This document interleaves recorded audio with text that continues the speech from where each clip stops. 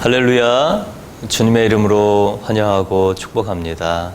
주와 그리스도 교회 한 분 한 분 주님의 임재와 또 인도하심과 또 평강과 기대가 가득한 2021년 될 줄 믿습니다. 오늘 사도행전 1장 1절에서 3절 말씀입니다. 제목은 사도행전의 사람이 되려면 이라는 설교 제목입니다. 사도행전의 교회가 되고 또 사도행전의 사람이 되려면 먼저 알아야 할 4가지가 있습니다. 오늘 사도행전 설교로 주와 그리스도 교회를 시작하는 것이 저에게는 너무 감격이고 또 한 분 한 분 모두 다 동일한 마음일 것이라고 믿습니다. 우리 모두가 성령의 사람이 되고 또 사도행전의 성령의 교회가 될 것을 생각하니까 막 설레이는 거예요. 기대가 되는 거예요. 가슴이 벅찬 거예요. 하나님도 기뻐하시겠구나. 하나님도 기대가 있으시겠구나. 그 마음이 저와 여러분 마음 또 하나님 마음인 줄 믿습니다. 사도행전적 교회는 모든 교회의 원형이에요. 소망입니다. 모두가 사도행전의 교회를 꿈꿉니다.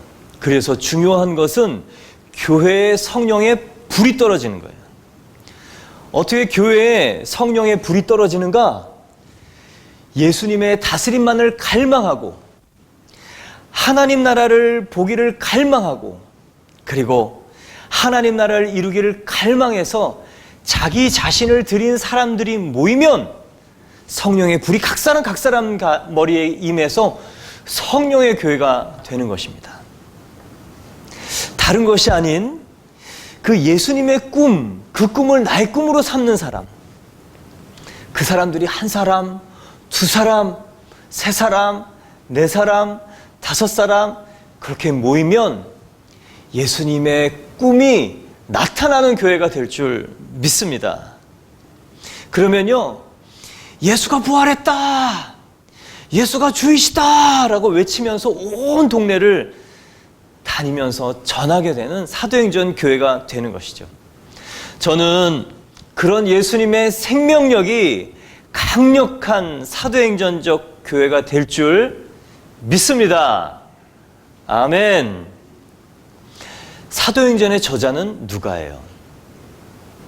누가는 신약 성경에 2권을 기록합니다. 첫 번째 책인 누가복음에는 예수님의 생애를 기록하고 있어요.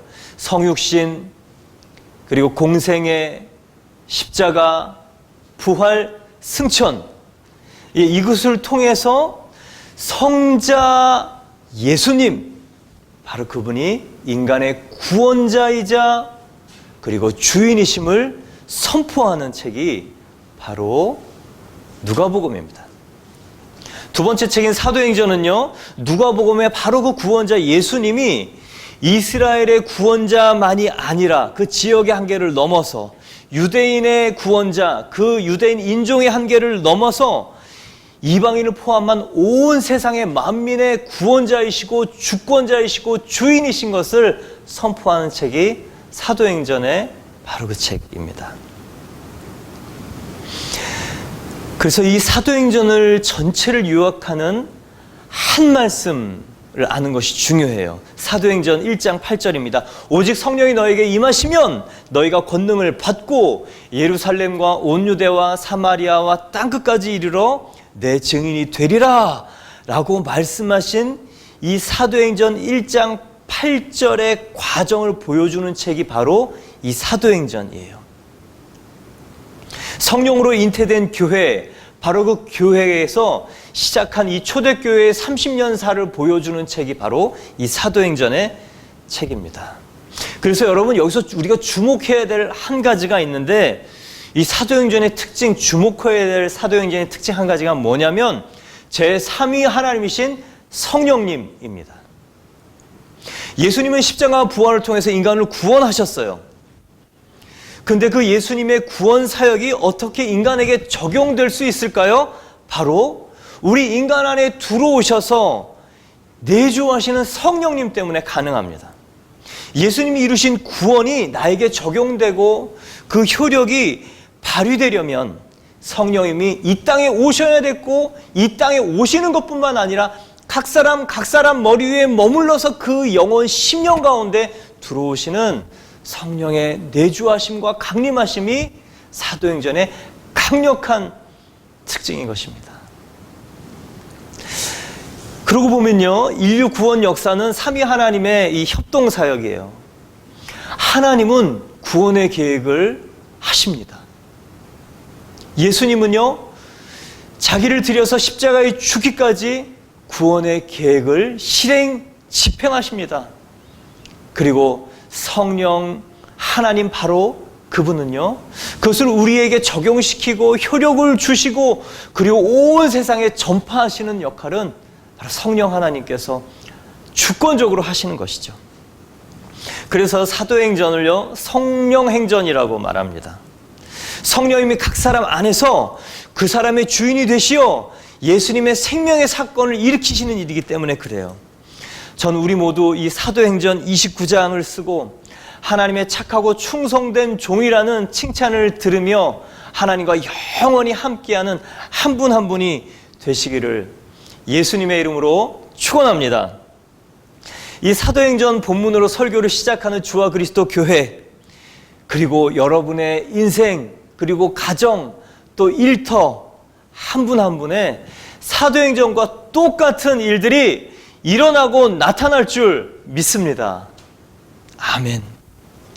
중요한 것은요, 성령의 사람이 되는 것이에요. 어떻게 하면 성령의 사람이 되는가? 사도행전 1장의 시작을 보면 누가복음을 간략하게 언급하면서 예수님에 대한 4가지로 압축 설명합니다. 왜 예수님에 대해서 압축 설명을 하냐? 예수님을 모르면 성령의 사건이 일어날 수 없기 때문에 그래요.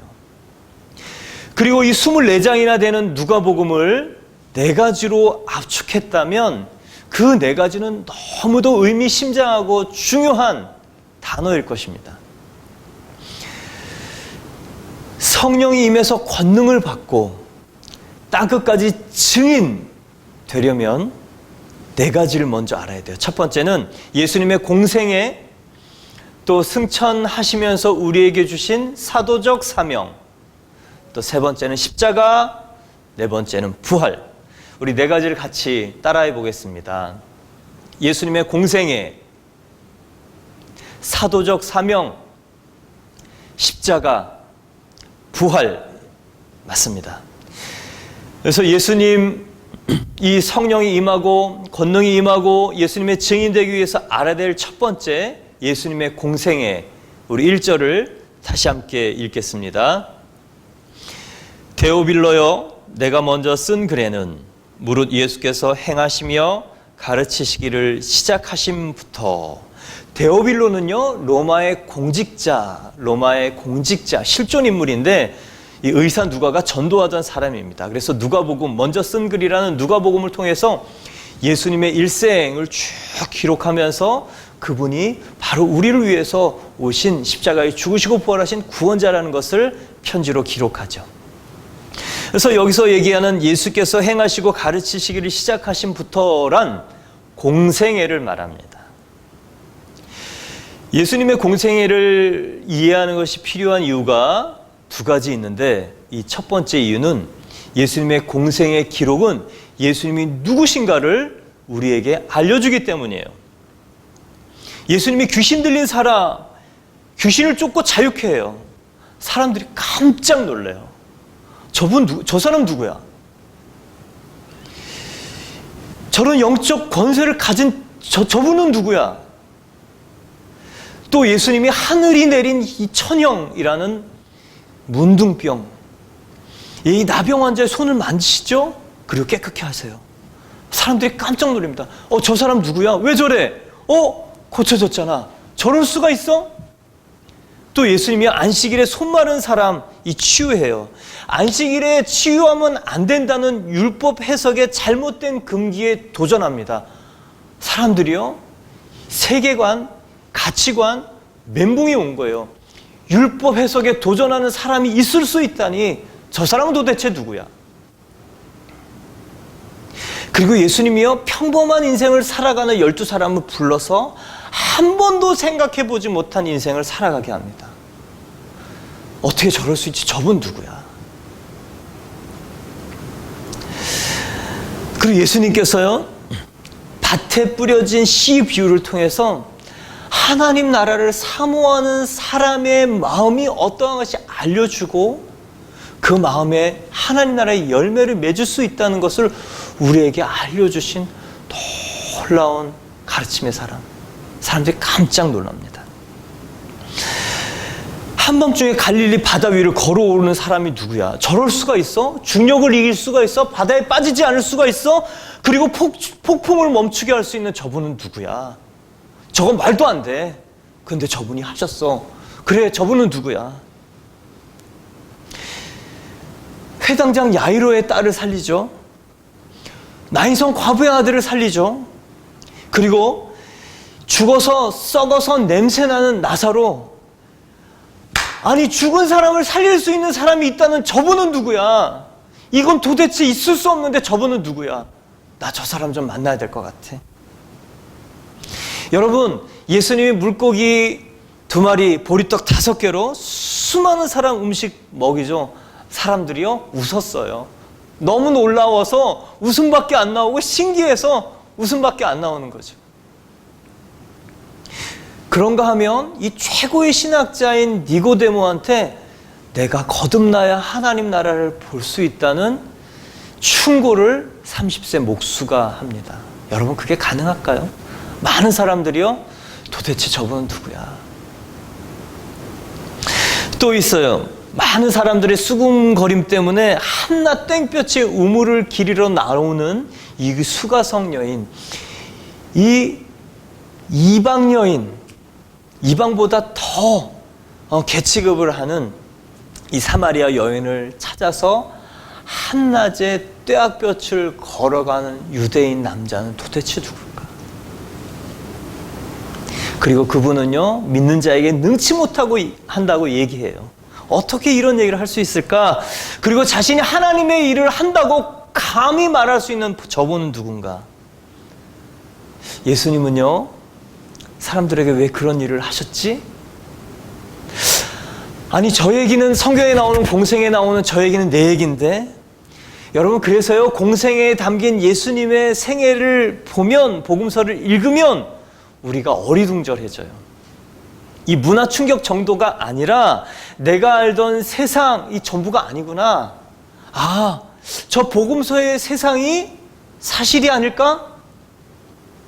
여태까지 배우고 경험한 것들이 흔들리고 무너지는 경험을 해요. 의심이 생기고 인생의 전환에 심각한 고민이 생기고, 그리고 의심 없이, 고민 없이, 눈물 없이 볼 수 없는 책이 예수님의 공생애가 담긴 바로 그 복음서입니다. 왜냐하면 나이기 때문에, 내 얘기 때문에, 과연 예수님이 그렇게 나를 사랑하시는가 생각하기 때문에. 그래서요, 예수님의 공생애는 예수님이 누구신가 뿐만 아니라 우리가 받은 이 구원과 사랑이 어떠한가를 알려줍니다. 그래서 인생의 어려움에 봉착했을 때 할 일은, 예수님이 누구지? 그분이 어떤 분이지? 어떤 일을 하셨지? 복음서를 다시 보면요, 여러분, 정신이 들고 또 믿음이 생겨오고 걱정 염려가 떠나고, 그리고 담대해지고 다시 일어날 힘이 생기는 바로 그 책이 복음서, 공생애 예수님의 사건입니다. 예수님의 공생애를 이해하는 것이 필요한 두 번째 이유는요, 성령 받은 사람들의 사역 매뉴얼이기 때문에 그래요. 사역의 정의, 사역이란 예수님이 하신 일을 하는 것입니다.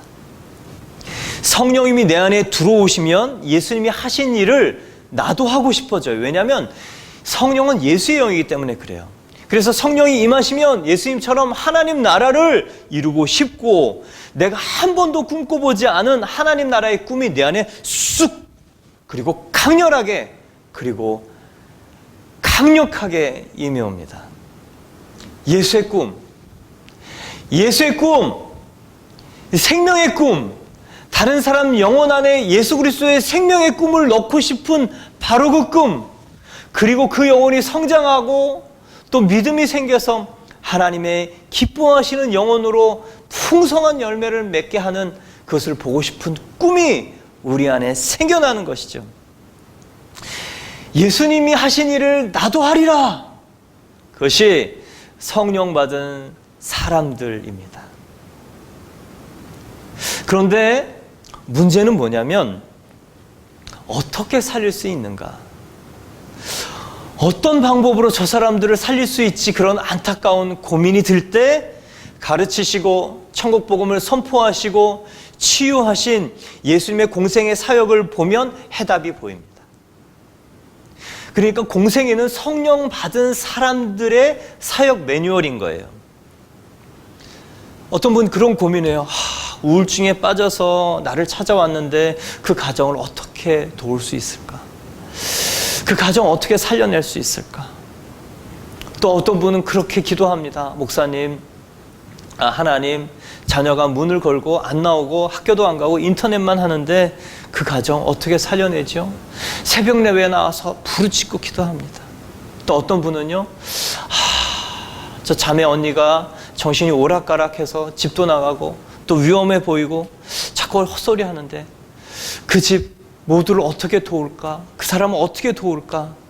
돕고 싶고 살리고 싶고, 그리고 정말 그 사람들을 예수님을 만나게 해주고 싶은데 어떻게 하면 될까? 여러분, 그렇게 답을 찾을 때 복음서를 보면 답이 있습니다. 자기 딸이 귀신 들려 예수님께 찾아왔던 수로보니게 여인에게 하셨던 예수님처럼 가족의 일로 책임감을 가지고 찾아오는 바로 그 사람의 믿음을 먼저 세우면 그 가정이 치유되고 회복의 끈이 이제 연결이 돼서 그 가족 전체를 일으키는 예수님의 방법을 볼 수 있는 것이 바로 예수님의 공생애입니다. 또 있어요. 목사님, 어떤 분은요, 하나님께, 예수님께 은혜도 받았는데요, 돈 걱정, 인생 걱정, 그 염려 때문에 예수님을 따라오는 것에 주저해서 늘 그 자리에 맴돌고 있어요. 저 사람 정말 돕고 싶어요. 어려울 땐 정말 예수님 앞에 무릎 꿇는데 정말 좀 지나면 그 은혜를 잊어버리면서 본인도 안타까워하는데 정말 저분을 예수님께로 인도하고 싶어요. 어떻게 하면 될까요? 복음서에 답이 있습니다. 예수님의 공생에 답이 있어요. 먼저는요, 그분에게 예수님의 말씀의 들판으로 나오라! 라고 불러내야 돼요. 그리고 조금 지나면 먹는 걱정 당연히 생길 것이다. 입는 걱정 당연히 생길 건데 오병이어의 기적이 당신에게 나타날 것이다. 여러분, 그렇게 말해 주십시오. 그럴 때 예수님께만 집중하라고 또한 말해 주십시오. 그렇게 따라가다 보면 갈릴리 바다의 한복판에 풍랑을 만난 것 같은 덩그러니 떨어져 있는 내 모습을 발견하는 믿음의 여정이 있을 거라고 여러분 또 말씀해 주십시오. 그러나 그게 끝이 아니고 예수님이 기다렸다는 듯이 물 위를 걸어와서 바람과 파도를 잠잠케 하시면서 당신에게 바로 그 모든 것을 다스리시는 주권자이신 것을 가르치실 것이라고 여러분 담대하게 말해 주십시오. 예수님의 공생의 바로 그것이 저 여러분이 다른 사람을 살리는 사역의 매뉴얼 방법론입니다. 이렇게 나에게 도움을 청했지만 내 힘으로는 도저히 도울 수 없는 사람, 그냥 잊어버리자, 어떻게 하시니 하나님께서 하시겠지, 그리고 자려고 누웠는데 도저히 머릿속에서 지워지지 않는 그 사람, 그 상황, 그럴 때 예수님의 복음서를 읽으면 내 안에 이 불이 생기고 살 길이 보이는 거예요. 그래서 여러분, 복음서를 꿰시기를 축복합니다. 복음서를 읽고 해석해 줄 수 있고 그 사람이 필요한 때 그 사람 눈높이에 맞춰서 설명해 줄 수 있는 주와 그리스도 교회 성도분 되시기를 축복합니다. 이렇게 성령이 임해서 권능을 받고 증인이 되기 위해서 알아야 될 첫 번째는 예수님의 공생애고요. 두 번째는 승천하실 때 주셨던 사도적 사명, 이 2절입니다. 함께 읽겠습니다. 그가 택하신 사도들에게 성령으로 명하시고 승천하신 날까지의 일을 기록하였노라. 제자와 사도의 차이를 좀 볼 수 있어요. 택하신 제자라는 표현이 아닌 택하신 사도라고 명령합니다. 그냥 명령했다고 해도 되는데 성령으로 명령했다고 하니 얼마나 강력한 명령인지 짐작해 볼 수 있어요. 예수님을 따라다니는 사람은 많았지만 특별히 12제자를 예수님이 불렀어요. 그리고 그 12명의 제자들을 사도행전에서는요, 사도라고 기록하고 있습니다. 호칭이 바뀐다는 것은요, 역할, 하는 일이 달라졌다라는 의미예요. 이런 사도의 변화된 호칭이 처음으로 사도행전에 나온 건 아닙니다. 누가복음 6장 12절 13절에 나와요. 이때 예수께서 기도하러 산으로 가사 밤새도록 하나님께 기도하고 날이 밝음에 그 제자를 부르사 그 중에서 12를 택하여 사도라 칭하시더라. 이 구절에서요, 제자와 사도의 차이점을 발견하게 됩니다. 다르다는 것을 발견하게 되죠. 제자는 배우는 자, 생도 따라가는 자입니다. 그런데 사도는 보냄을 받은 자, 특별한 임무를 부여받아서 파견된 자라는 뜻이 바로 사도입니다. 여러분, 사관학교 있죠? 사관학교는 장교를 양성하는 곳입니다. 그러나 입학생으로 부름받은 사람들을 장교라고 부르지 않습니다. 생도라고 부릅니다. 아직도 몇 년 동안 수련의 과정이 필요하기 때문에 배우고 훈련받고 난 후에 사명을 받고 장교로 파송을 받는 것이에요. 그것이 제자와 사도의 차이입니다. 여러분, 주와 그리스도 교회로 오실 때 나는 정말 예수님의 12제자로 헌신했어 라는 고백이 있을 줄 압니다. 그렇다면 이제 이 사도행전을 설교하는 사이에 사명자로, 사도로 거듭나시기를 축원합니다. 12제자는 예수님이 부르셔 3년 동안 동행했죠. 행복한 동행을 합니다. 신기한 체험들을 예수님 통해서 많이 봤죠. 기적 같은 일, 태어나서 한 번도 볼 수 없는 일들을 날마다 그리고 3년 동안 보았어요. 행복한 동행, 그리고 험한 꼴 별로 없었습니다. 그 즐거운 동행이 사복음서예요. 제자는요, 콜링에 집중합니다. 그러나 사도는 미션에 집중해요.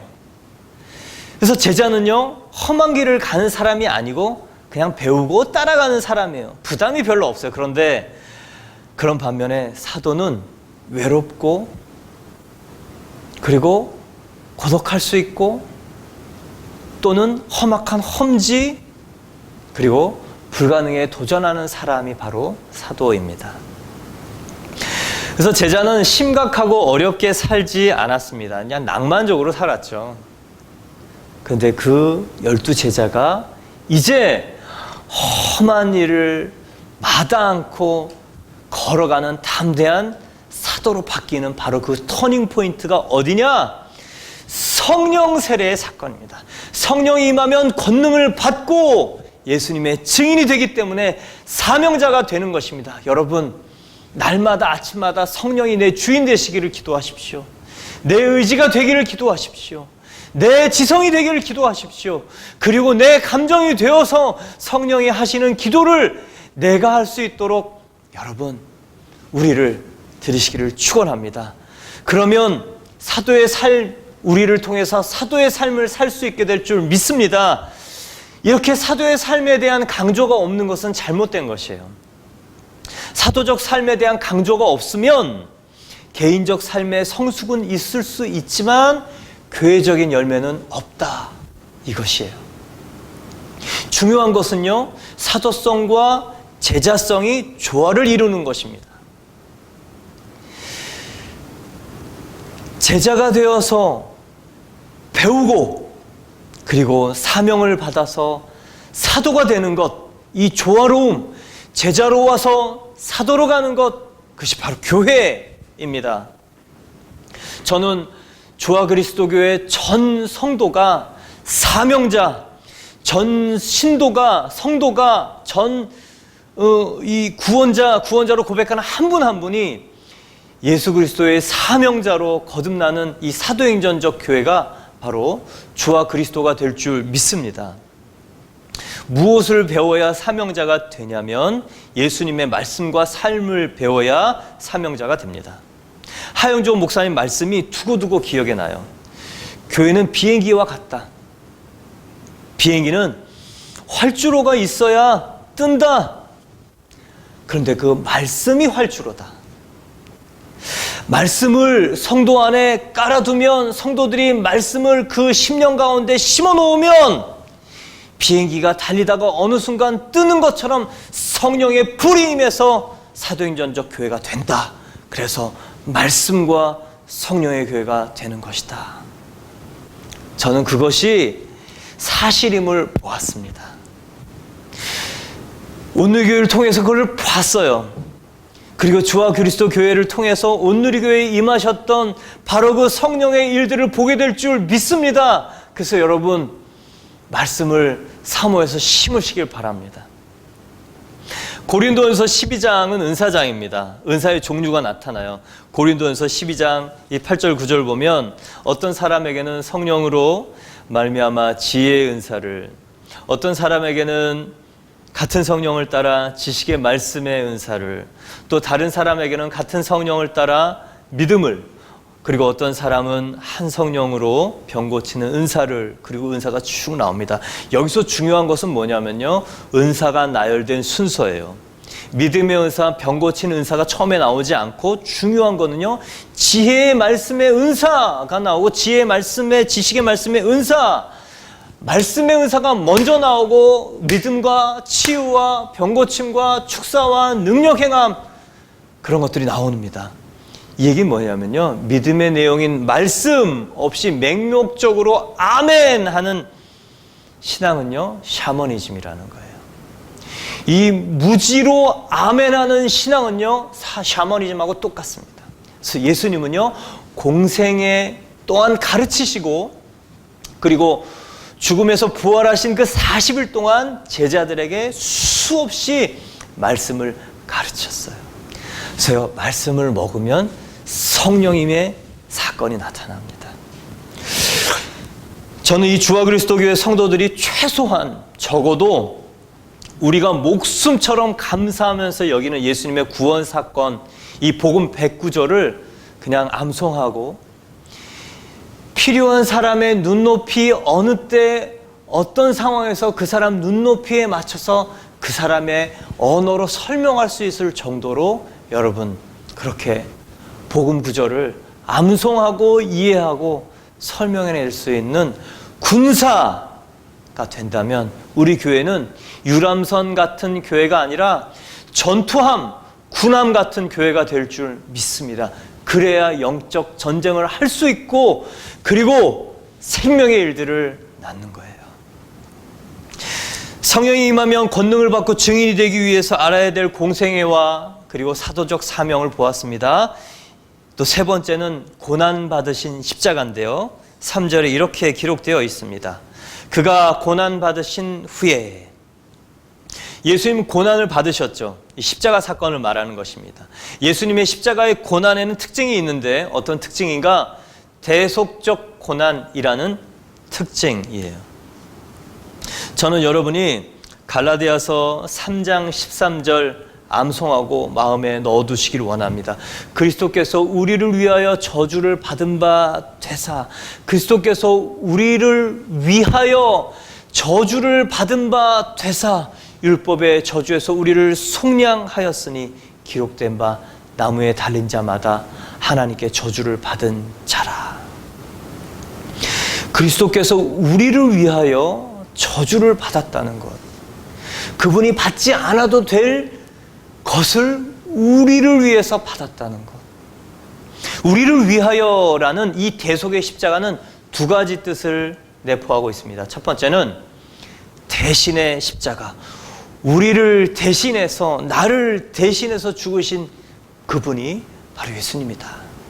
또 하나는 우리를 대표해서, 나를 대표해서 죽으신 대표의 십자가를 말합니다. 먼저 대신의 십자가를 설명하면 나를 대신해서 예수님이 죽으신 이 대신의 십자가를 기록한 말씀, 이사야 53장 5절 6절 말씀, 여러분 이 말씀도 암송하십시오. 그가 찔림은 우리의 허물 때문이요 그가 상함은 우리의 죄악 때문이라. 그가 징계를 받음으로 우리가 평화를 누리고 그가 채찍에 맞음으로 우리가 나음을 입었도다. 우리는 다 양 같아서 그릇 행하여 각기 제 길로 갔거늘 여호와께서는 우리 모두의 죄악을 그에게 담당시키셨도다. 담당시키셨다. 전가시키셨다. 대신 받게 하셨다. 그 저주의 죽음을 당하게 하셨다. 내가 죽어야 될 그 죽음을 그분이, 예수님이, 하나님 성자 하나님이 죽으셨다. 저는요 이사야 53장 5절 6절 말씀이 가슴속에 새겨져서 떠나지 않습니다.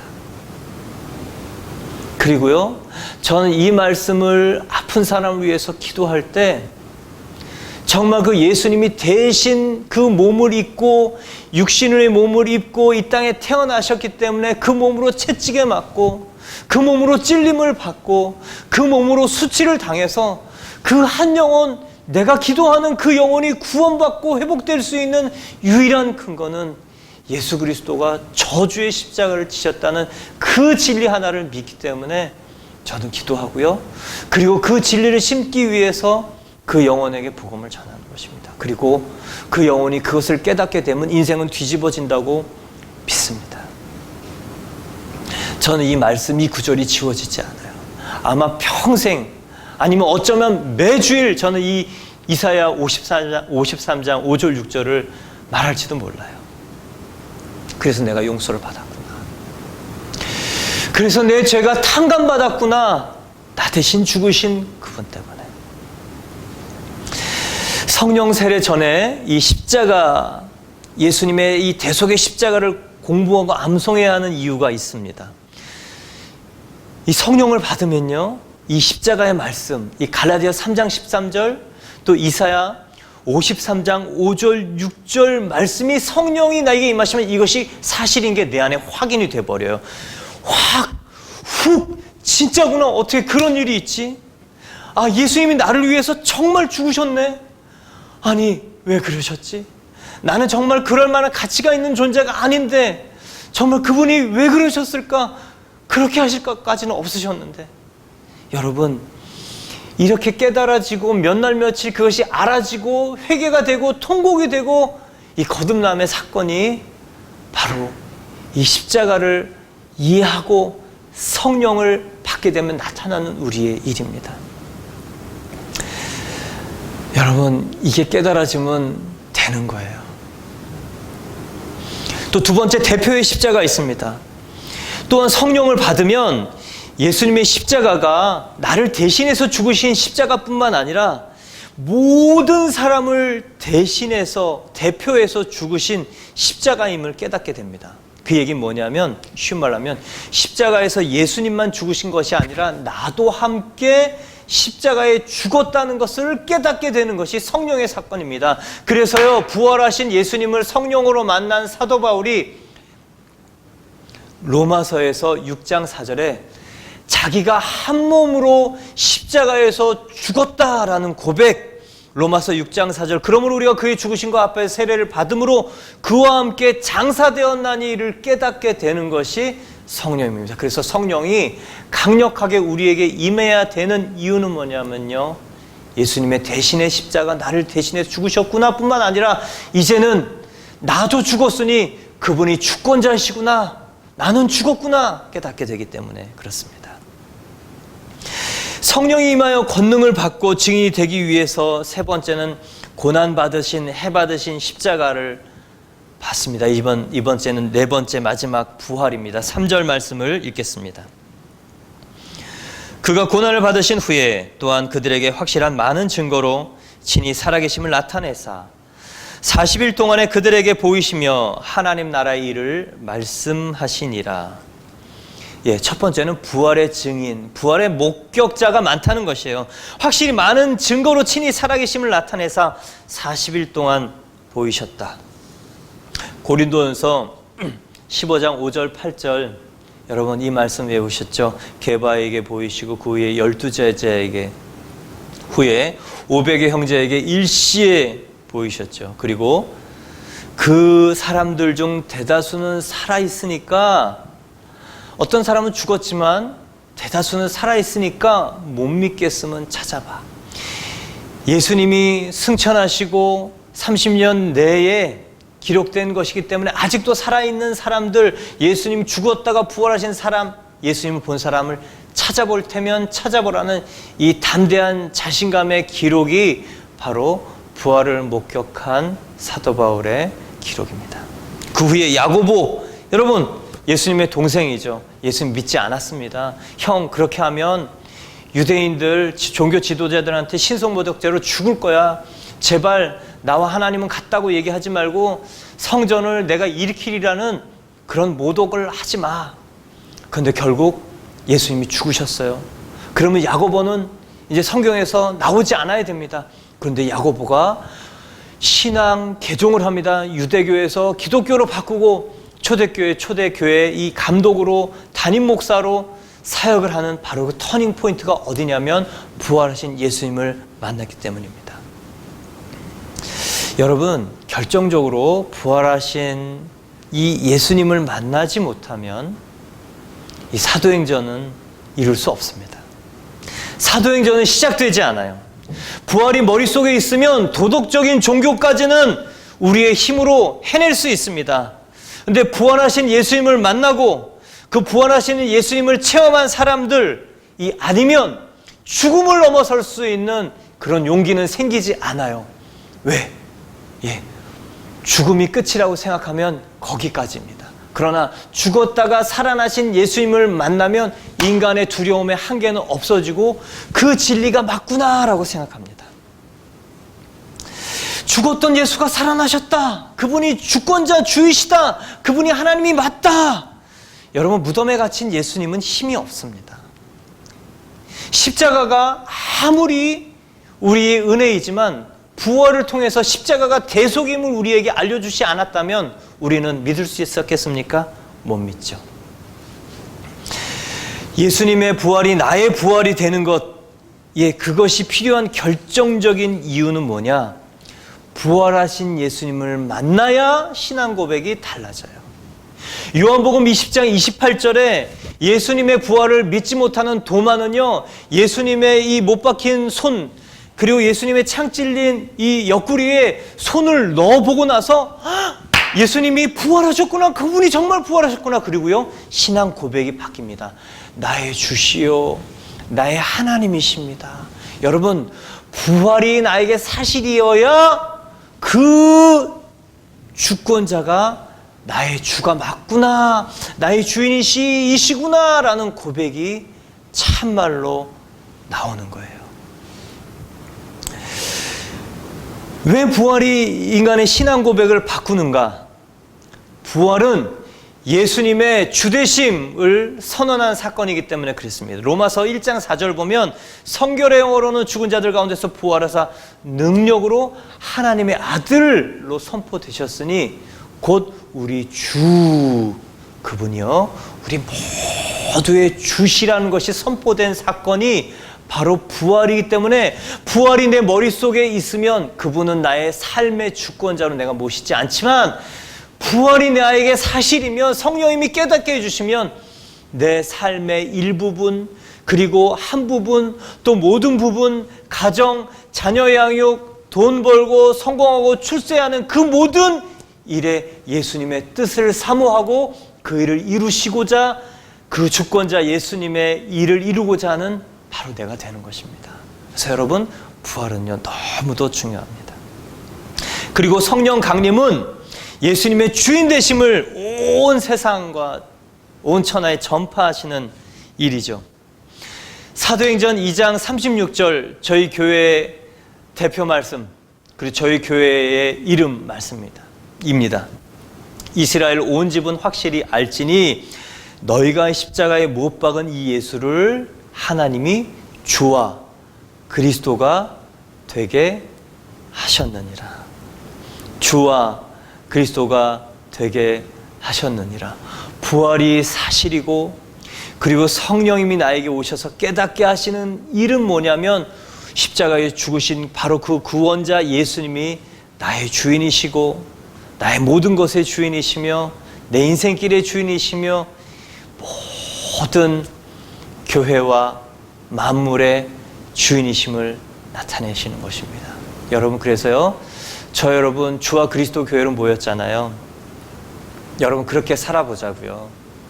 내가 하고 싶은 대로, 또 많은 사람들이 가는 대로가 아니라 주님이 하시기를 원하시는 대로, 주님이 기뻐하신다고 생각하는 대로, 말씀에 주님이 하라고 하신 대로, 그렇게 정말 자기 부인하면서 한번 따라가 보자고요.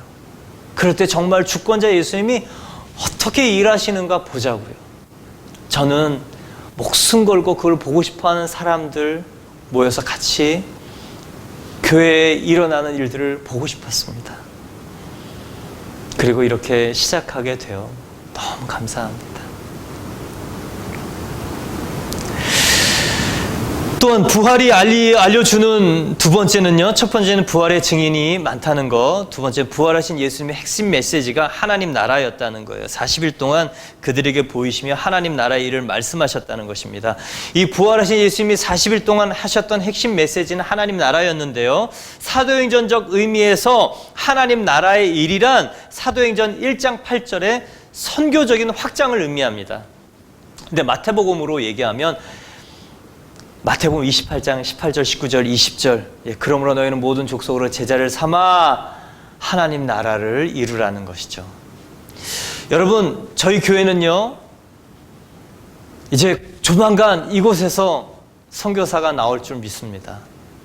일터 선교사가 나오고, 또 다른 도시로 가서 마을을 바꿀 선교사가 나오고, 또한 우리 자녀들이 해외에 나가서 또 선교사로 일하기 전에 저와 여러분 중에 또 해외에 나가서 선교사로 자랑스럽게, 저는 선교사로 헌신했는데 선교사를 나가지 못했습니다. 용기가 없어서.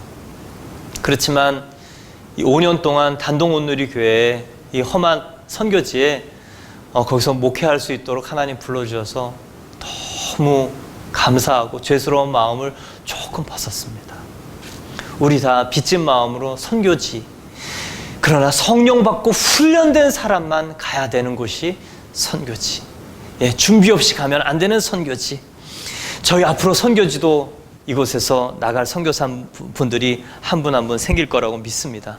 뿐만 아니라 여러분과 여러분이 서 있는 곳이 하나님의 나라 선교지 되기를 축복합니다. 하나님 나라는 특정한 장소를 가리키는 말이 아닙니다. 어느 지역, 어느 장소냐가 하나님 나라를 가리키는 것이 아니고, 누가 다스리느냐, 누구의 법이 적용되느냐에 따라 하나님 나라가 규정되는 것입니다. 한마디로 하나님 나라는요, 하나님이 주인 되시고 주권자 되시고 하나님의 룰이 적용되는 것이 하나님 나라예요. 그래서요, 저와 여러분은요, 움직이는 하나님 나라가 될 수 있어요. 그리고 하나님 나라를요, 많은 사람들에게 이렇게 퍼뜨릴 수 있는 하나님 나라의 이 허브, 통로가 될 수 있습니다. 하나님의 주인 되심을 삶으로 살아내는 사람이 있으면 하나님 나라가 가시적으로 나타나는 거예요. 여러분, 가정에서, 일터에서, 자녀 관계 속에, 직장 관계 속에, 가불의 관계 속에 각각의 영역에서 주님의 주권이 인정되는 사람이 되기를 축원합니다. 그래서 하나님이 나타나시는 삶을 살기를 축원합니다. 오늘 말씀을 맺겠습니다.